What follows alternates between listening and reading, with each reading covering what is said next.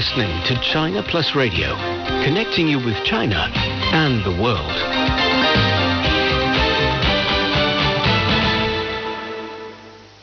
Now the news, I'm Sui. China has decided to send teams of medical experts to Ethiopia, Burkina Faso, and Saudi Arabia to help the country fight the COVID-19 pandemic.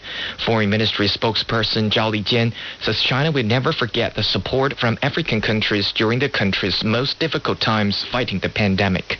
He also says China will maintain close cooperation with Saudi Arabia to safeguard the safety and health of peoples of the two countries. Chinese authorities say over 6,700 asymptomatic COVID-19 patients have been detected on the mainland. Close to 1,300 of them have been recategorized as confirmed cases, while over 4,400 cases have been discharged from medical observation. Around 1,000 asymptomatic cases are still under medical observation. The last medical team aiding Hubei in a fight against the novel coronavirus left the provincial capital Wuhan on Wednesday. The team, consisting of over 180 medical workers from the Peking Union Medical College Hospital, arrived in the city on January 26th to assist the Tongji Hospital. So far, they've treated 109 critically ill patients. A makeshift hospital built for treating COVID-19 patients in Wuhan has ceased operation. Leishanshan Hospital was built in 10 days and started to receive patients in early February. Authorities said the hospital will not be dismantled immediately, but will be kept for a while. China has launched a major epidemiological survey of the novel coronavirus to evaluate the scale of asymptomatic infections and immunity levels across the population. Surveys will be conducted in 9 provincial-level regions, including hardest-hit Hubei and its provincial capital Wuhan. China has basically blocked the local transmission of the virus, but medical experts have warned that much remains unknown about the coronavirus and that the task of fending off a new surge of cases remains daunting. China has announced that it will expand the pilot policy of selective tariffs on domestic sales to all comprehensive bounded zones. It will allow manufacturers operating in bounded warehouses and selling products to the domestic market to declare their products either as imported raw materials or as finished or partly finished products, depending on their assessment of the convenience and the tax pressure on their companies. Experts suggest the move can help cut the tax burden on enterprises, stabilize foreign trade, and expand domestic demand. The UN chief has reaffirmed support for the World Health Organization. This comes shortly after U.S. President Donald Trump announced his country is halting its payments to the organization. Trump made the announcement when he was defending his own handling of the outbreak in the United States. In his response, Antonio Guterres notes that it's not a time to reduce the resources for the operations of WHO or any other humanitarian organization in the fight against the novel coronavirus. The International Monetary Fund is predicting that China's economy will likely grow at 1.2% this year and rebound strongly to 9.2% in 2021. The organization says the COVID-19 would precipitate global growth into the deepest recession since 1930s, but recovery of 5.8% is expected if the pandemic fades. It also predicts the economy of the United States to contract by 5.9% this year and bounce back to 4.5% next year. Russian Foreign Minister Sergei Lavrov has said that Western countries' demands that China pay reparations for damages caused by the coronavirus are unacceptable. He made remarks in response to allegations that China failed to reform others in due time. The foreign minister noted that China does not focus solely on domestic developments, but has been making every effort to help other countries and share its experience in combating the coronavirus. The U.S. Navy has removed 126 medical staff members from its hospital ship docked off Los Angeles after 7 of them tested positive for COVID-19. The personnel from the USNS Mercy were taken to a nearby base and remain under quarantine. Officials say none of the sailors so far needs hospitalization. The ship left San Diego on March the 23rd when all were screened before they boarded. It arrived in Los Angeles 4 days later to provide relief to the city amid the pandemic by accepting patients from hospitals who were not infected with the virus. And that's the news. I'm Sui. How can you experience real life in China without making that trip to the fabulous Middle Kingdom? How do you get to meet people living in China without actually coming face to face with them? Welcome to Chinese Theatre, a program that seeks to immerse you deeply in the sights, sounds and tastes of China, just as if you're touring the country in real life and getting involved in the daily lives of people living here. Join us for Chinese Theatre and be blown away by the joys and sorrow, dreams and passion, love and devotion, aspiration and struggles of the people you'll meet.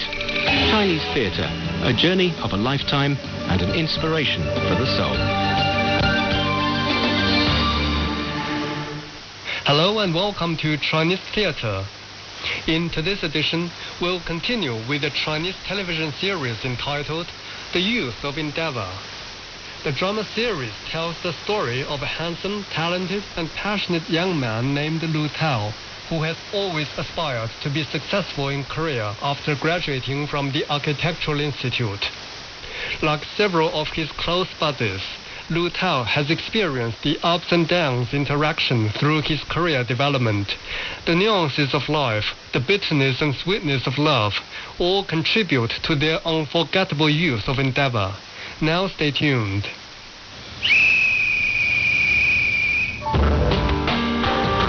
Shall youth service! First order! Clean the desk! Yes, ma'am! Clean the chair! Clean the TV! Yes! Clean my shoes! Yes!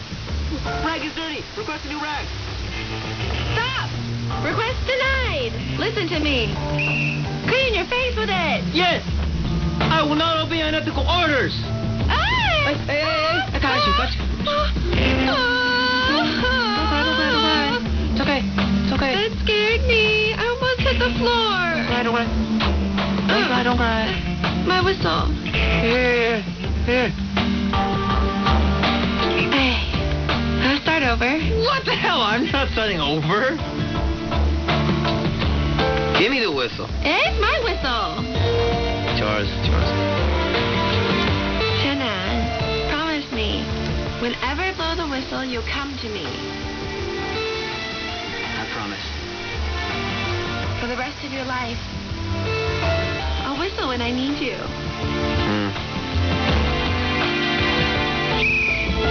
Carry me to bed. This one right here. Yeah, that's the most expensive. Your job is to produce the best design you can. Okay? You let me handle the money. Xiaolin, congratulate me. They accepted my design. It's expensive and it's beautiful. You have no idea how beautiful. Yeah, I'll buy you Japanese tonight. On my way back to work. That's fine. Tomorrow works too. Or the day after tomorrow, or any day you're not busy. You must be free sometime. Okay, bye. Shannon, it's the weekend. When do we invite our friends over so we can show off and have a proper housewarming party? When you become a passable housewife, it's going to be a huge mess when they come. Who's going to clean it all? Hey, Shannon. How come you've changed? You're all stingy. Why are you so selfish? Miss Xiaoyun, what I mean is, when their lives catch up to ours, then we can have our party, right? It'll be a great party. Fantastic. If we do it now, we'll just be making them jealous, right? When they come over and see how happy we are and we say, okay, you saw it, go away, what will they think of us? You see? Am I right? And I haven't paid back their money yet. That means they'll be paying for our party. That's bad. That's rude. Then we don't get to blow their minds. Let's just enjoy ourselves for now, okay? Okay. Hey, wait a second. Shannon, look. This is the first rice I've cooked in the fancy new rice cooker you bought me. Ah, now this is living. This is the life. This is marriage. Happiness. This is happiness. Mwah. It's not ready. I didn't know. Thanks. You're welcome. And Shu Jung thought I couldn't do it at first. But now Henry said the wing I designed is pretty good. And Henry never, ever compliments his staff. But he complimented me. What's wrong with you? I'm tired. I was up working until 3 last night. Then I went shopping with my mom this morning. But I didn't stay and eat lunch with her. She didn't say anything, but I knew she was disappointed. She always wants to have lunch with me. Well, you didn't have lunch. Are you disappointed? Oh, no. I knew you would make time for me. I'm very happy. And prove it. How do I prove it? All right. Ready? Let's eat.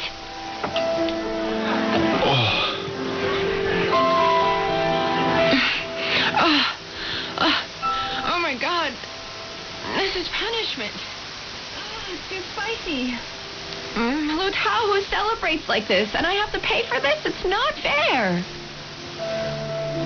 Surprise. I'm paying.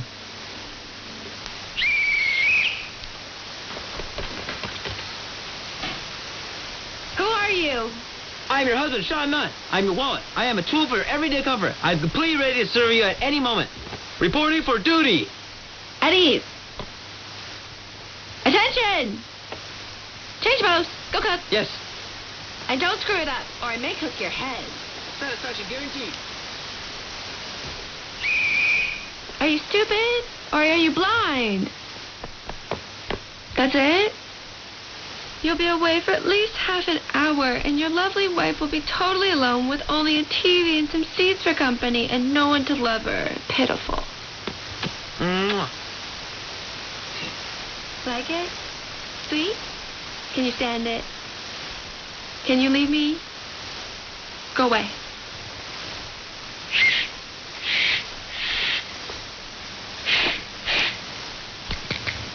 Jenna, the whistle broke again. Next time, spend a little more money and buy me a better one.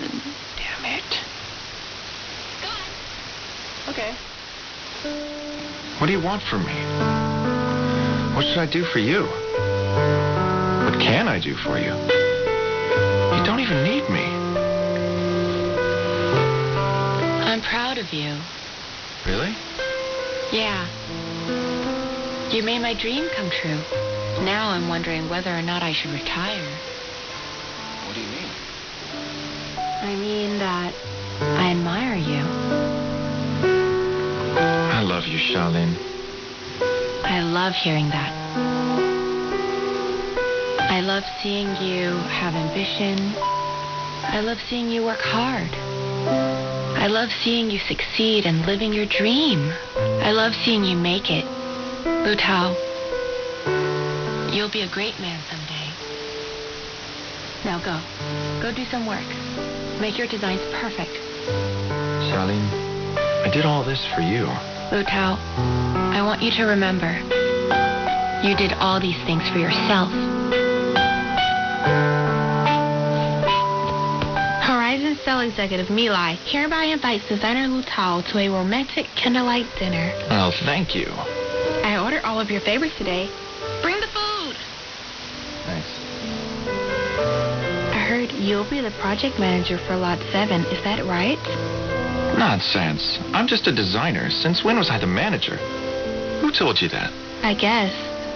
Your father sent you, didn't he? No, it wasn't him. I miss you. This wasn't about business. And why did you ask me about Lot 7? My dad owns Horizons. I want to learn. I want to be proactive. Maybe I can do something for my dad. Your dad's main business isn't real estate, right? He did some small projects, but he thinks the city's Media Avenue renewal plan is a good opportunity. So he sold most of his small companies and wants to do real estate. My family has some money. You realize the better your dad's business does, the more hectic and stressful your life gets? Yeah, and that's your fault. If I didn't do something, I'd feel completely alone. If you feel completely alone, maybe you should go out and find a boyfriend. We are in a city full of men. I want you, nobody else. Excuse me. Here's your soup. Thank you. Welcome. Here you are, sir. Your mushroom soup. Thank you.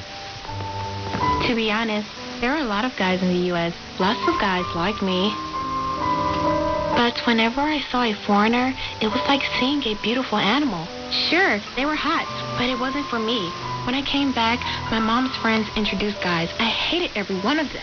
I had to take deep breaths with them at dinner. When I think of their hands in mine, ugh. It's all your fault. You know what? If no one marries me, you have to take care of me. You're being clingy. That's not happening. If you say no, I'll hang myself in front of your door, and then my ghost will ring your doorbell forever. Ding, ding, ding, ding, ding, ding, ding, ding. You hear that? Then I'll move. Then I'll follow you. If you don't have a doorbell, then I'll start shaking your lips. Clink, clink, clink, clink, clink, clink, clink, clink. I'll drive you crazy. Are you here to discuss business with me? I feel like you're just threatening me.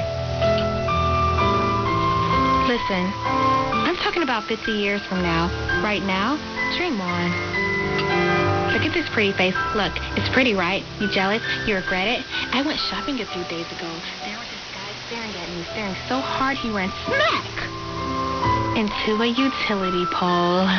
So me lie. I'm hearing you ran into a utility pole because you were staring at a guy. Did it hurt? Shut up. Then you tell the truth. Shut up. My halo of beauty is hypnotizing you into saying ridiculous things. The ridiculous things you're saying are hypnotizing me. Where am I? Aside from your halo of beauty. Shut up. I still have work. Hold on, I'm not done yet. Say it. My dad's building bid. What do you think? I think workable. She just listens to me. I can't promise you anything right now, but I'm 90% sure. I'll meet him in a bit and tell you what he says. What about the other bids? I'll tell you. What about you and Shailin? I won't tell you. Come on, how are you two doing? Really well. Better than us? I won't tell you. Will you tell me if you break up? I'll tell you. That's more like it. Now our business is concluded. If you don't want to try this T-bone I ordered, you may now depart. And I will enjoy this exotic feast alone. Goodbye. Mr. Shu, you shouldn't always be staying in hotels. Yeah, that's business. Lots of airplanes, lots of hotels. If I was to live in a house by myself, I'd be just as lonely. Even this place is too big for me. I'm thinking about getting a smaller one. Mr. Shu, can I ask you a question? Of course you can. Just don't call me Mr. Shu. I don't like it. Other people don't call you that? They do, but not you. Then what should I call you? What do you call Liu Yashun? I just call him Liu Yashun. So you don't call him Dad? No, I never have. Why? I'm not his real son. It'd be weird. And you know how he is with that whole self-righteous father knows best routine. No dad for him. And when you call him that, he doesn't mind? No. Even if I call him Lou. That's Liu Yashun. Liu Tao, how about this? You can just call me Shooter's son, or Shu is fine. But like that, it feels a little weird. What's so weird about that? Come on, you can say it. Come on, say it. Okay. Shu. Yes. Good. Just like that. Now a few more times and you'll get used to it, huh? I'd rather call you Mr. Shu in front of other people. No. In front of other people, you can call me Shu. I'd like that. All right. Well then, you wanted to ask me something? Yeah. What is it? Shu? Uh-huh. Now, I'd really consider you to be a successful man. With what you have, why are you still alone? It's weird. I mean, you could really have as many women as you wanted with all your money. Where are all of them?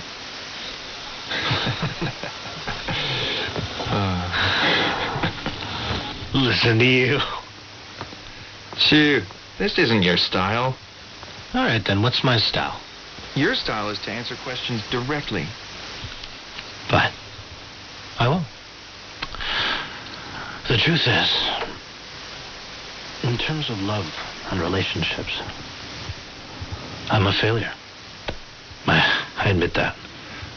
So what you're saying was there was no one you loved or no one who loved you? No, I had both. Well, good for you. Can you tell me about them? Hey, you don't have to if you don't want to. The only one I ever loved was your mom. And there was a woman once who loved me. Name of Sherry. She was English. Amazing woman. Sounds like a soap to me. It was a lot like that. I guess it was. So, what happened? What happened was, I left your mom, and Sherry left me. So what you're saying is that you're just old and alone? That can't be right. Son, I'm not alone. I still have you. Relax. I'll tell you. A person may do a lot of good in their life, but they forget that. What they do remember are all of those things that they regret. What kind of regrets? Regrets that you can't possibly forget. No matter what your reasons may be, everyone is going to make mistakes in their life. Some of them you can't make up, and some you don't forget. And they follow you forever. And that might be all that life is. I abandoned My Lai. I still feel guilty. I feel awful whenever I see her. I really hope she finds a good husband. Do you regret it? No. Then there are worse things. Worse things like what? Like leaving your mother. I'll just take a taxi. No. I'll drive you home. Come on. You don't need to take a taxi. My car's right there. Oh, I almost forgot. My Lai had wanted me to ask you a question. What's that? Her father runs a construction company. He was interested in building your project. Good. That's business then. Ask him to make a bid. I promised My Lai I'd ask you. Okay, do this. You tell them. If they put up the $30 million, then they can have the contract. Let's go.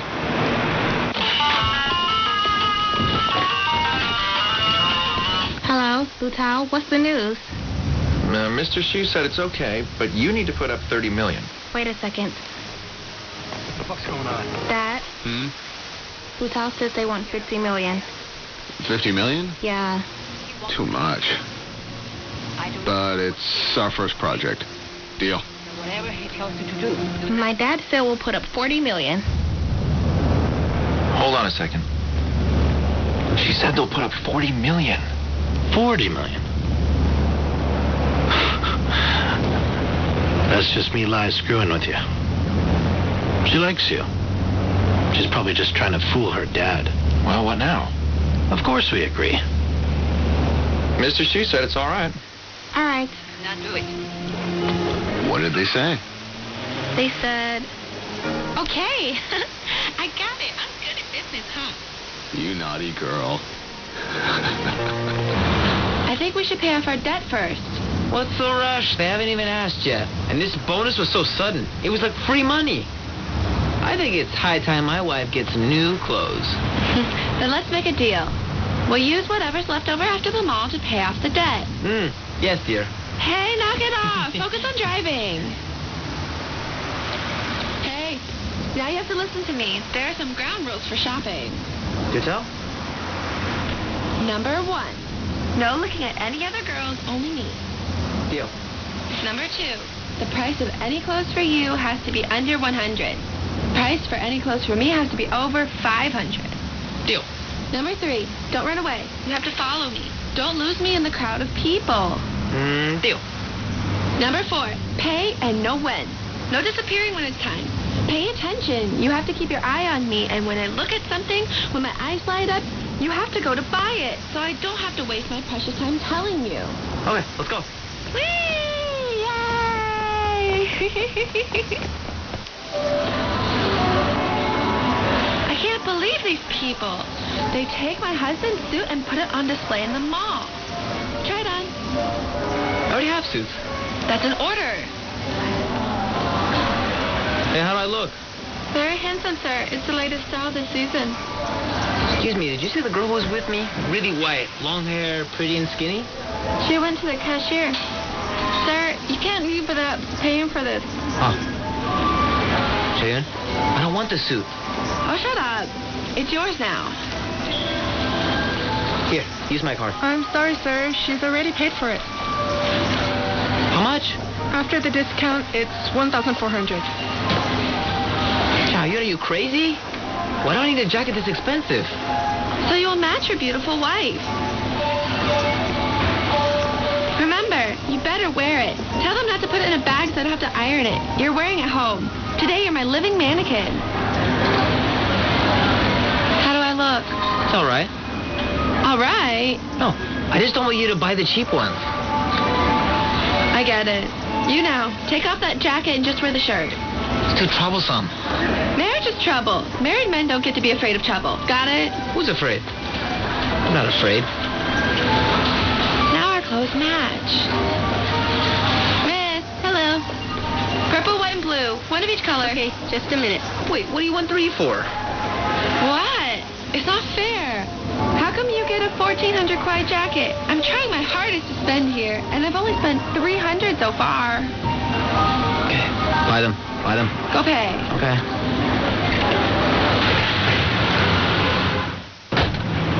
Hey, give me the bags. Why? Give them here. I have my reasons. You know what return loaded with plunder means? All we have is a bunch of clothes. They used to count beautiful women as plunder. Hey, come back, or I'll scream. Hut, 2. May, make it perky. Look happy. You know what happiness means? If you know, that's enough. What are you looking at? Hey, what are you doing? Looking for a hole to hide in. Don't you dare. Don't worry. I wouldn't. Hey, can I put you down now? Fine, put me down. Here. I'm teaching you to be romantic. You're such an idiot. This isn't romantic. This is embarrassing. Eh? Shanna, listen to me. For you, our marriage is happiness. It's for me that our marriage is an embarrassment. Let's go home, you worthless man. Oh, okay, Lutao. Thank you very much. I'll send the contract to Yuendao once we're done. Okay, back to the office. You're dressed like an arms dealer. Where's your gun? Lu Tao, you're just like a Parisian art thief. Now, come see my office. You officially moved in? Yep. Hey, what about the interiors company? I quit that job. I was there for 8 months. Profits were up 30% over last year, and we started representing one of Germany's best cabinet brands. You really are cut out for business. It seems you are a suitable heir for a mighty business empire. Lu Tao, I want to ask you a question as a friend. What's up with you and Don's finances? I don't know about Yuanda's finances. My job is design. So Yuanda doesn't leave all the finances up to you? Of course not. I heard your company capitalized a Shandong company's IPO and their application failed. I don't know about that. Lu Tao, business means risk. It's not a joke, so be careful in the future. With that, we end this edition of Chinese Theater. Thank you for tuning in and see you tomorrow.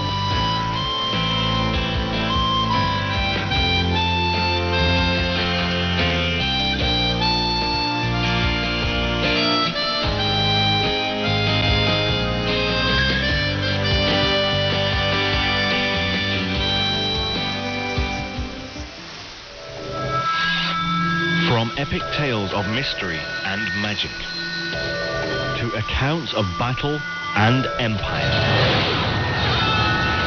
From the verses of the ancient poets to the masterpieces of our times.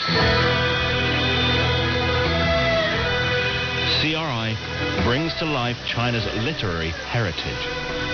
Join us for A Light on Literature.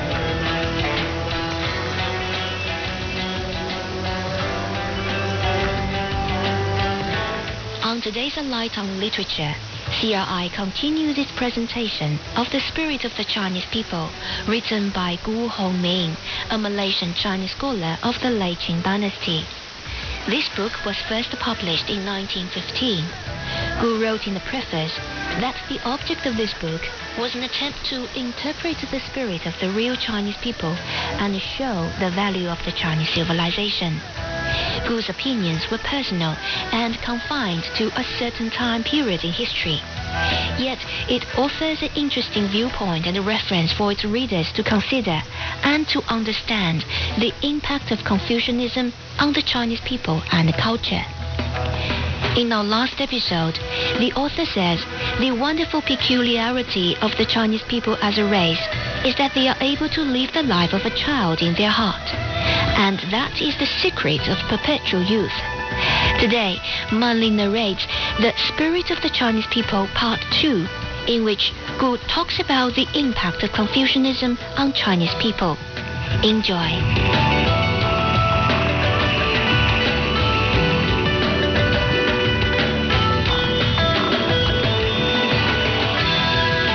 The real Chinaman we see now is a man who lives the life of a man of adult reason with the heart of a child.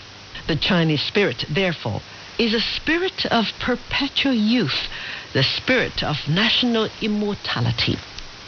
Now, what is the secret of this national immortality in the Chinese people?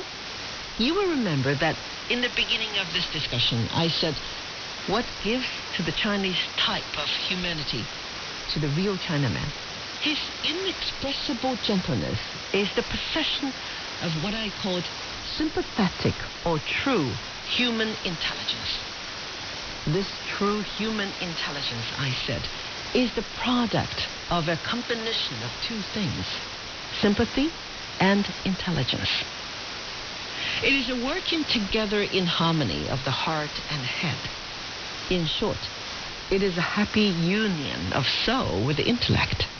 Now, if the spirit of the Chinese people is a spirit of perpetual youth, the spirit of national immortality, the secret of this immortality is the happy union of soul with intellect.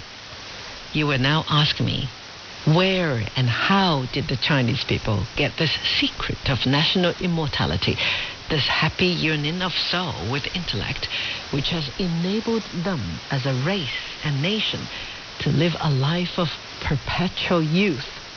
The answer, of course, is that they got it from their civilization. Now, you would not expect me to give you a lecture on Chinese civilization within the time at my disposal, but I will try to tell you something of the Chinese civilization which has a beating on our present subject of discussion. Let me first of all tell you that there is, it seems to me, one great fundamental difference between the Chinese civilization and the civilization of modern Europe. Here let me quote an admirable saying of a famous living art critic, Mr. Bernard Berenson. Comparing European with Oriental art, Mr. Berenson says, our European art has the fatal tendency to become science, and we hardly possess a masterpiece which does not bear the marks of having been a battlefield for divided interests. Now, what I want to say of the European civilization is that it is, as Mr. Berenson says of European art, a battlefield for divided interests, a continuous warfare for the divided interests of science and art on the one hand, and of religion and philosophy on the other. In fact, a terrible battlefield where the head and the heart, the soul and the intellect, come into constant conflict. In the Chinese civilization, at least for the last 2,400 years, there's no such conflict. That, I say, is the one great fundamental difference between the Chinese civilization and that of modern Europe. In other words, what I want to say is that in modern Europe, the people have a religion which satisfies their heart, but not their head, and a philosophy which satisfies their head, but not their heart. Now, let us look at China. Some people say that the Chinese have no religion. It is certainly true that in China, even the mass of the people do not take seriously to religion. I mean religion in the European sense of the word. The temples, rites, and ceremonies of Taoism and Buddhism in China are more objects of recreation than of edification. They touch the aesthetic sense, so to speak, of the Chinese people, rather than their moral or religious sense. In fact, they appeal more to their imagination than to their heart or soul. But instead of saying that the Chinese have no religion, it is perhaps more correct to say that the Chinese do not want, do not feel the need of religion. The truth of the matter is, the reason why the Chinese people do not feel the need of religion is because they have in Confucianism a system of philosophy and ethics, a synthesis of human society and civilization, which can take the place of religion. People say that Confucianism is not a religion. It is perfectly true that Confucianism is not a religion in the ordinary European sense of the word. But then I say the greatness of Confucianism lies even in this, that it is not a religion.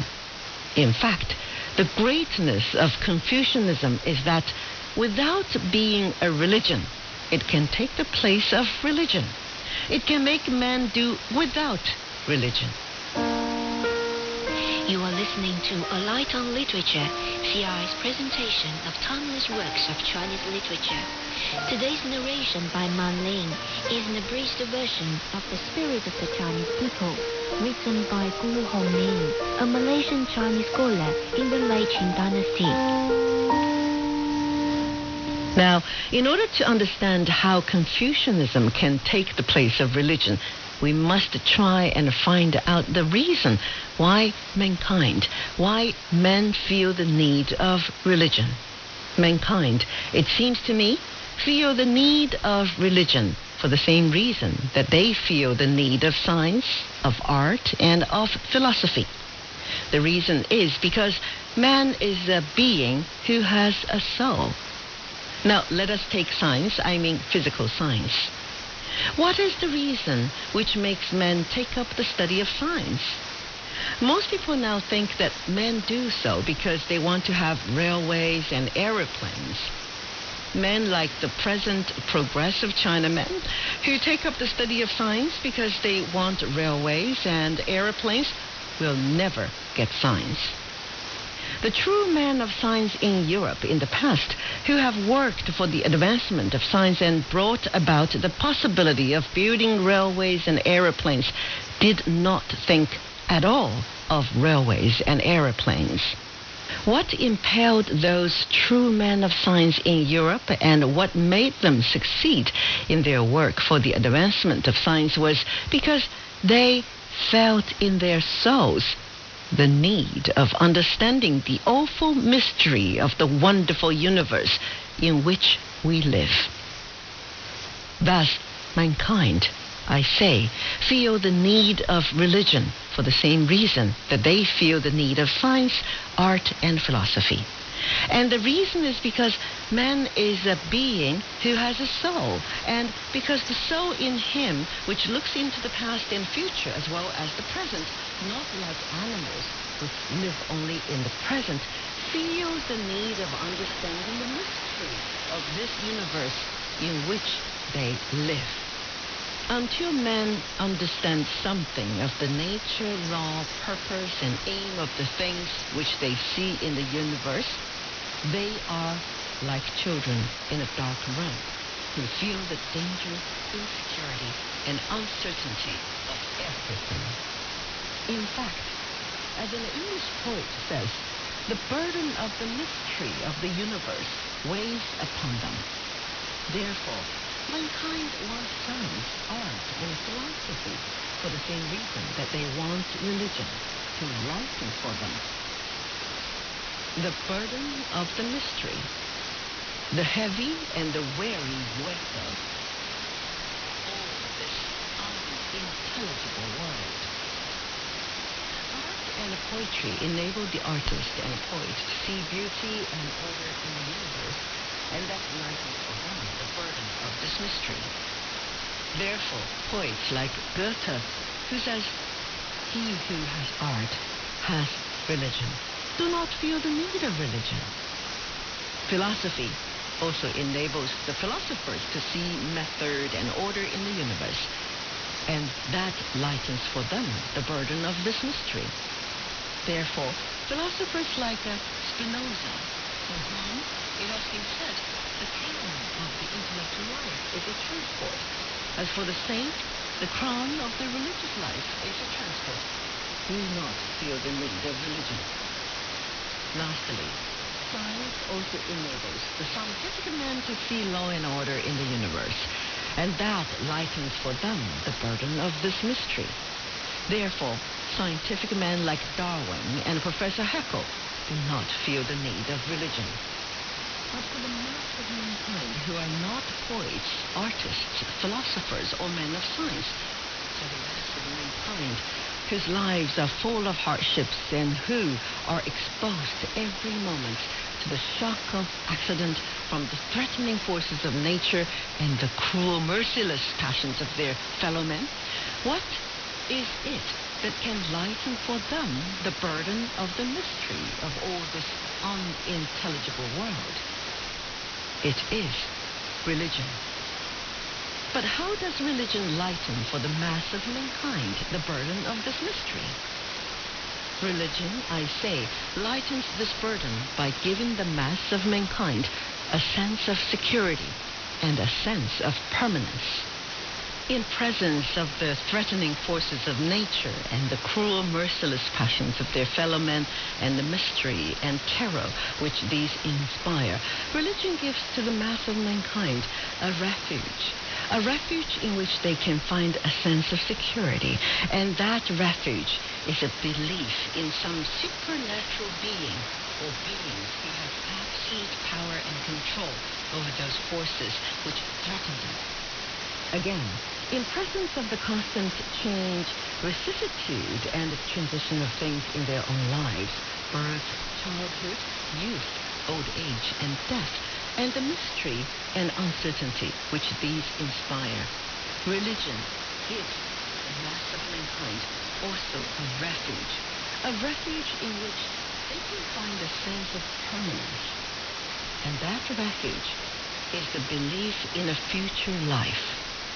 In this way, I say, religion lightens for the mass of mankind who are not poets, artists, philosophers, or scientific men the burden of the mystery of all this unintelligible world by giving them a sense of security and a sense of permanence in their existence.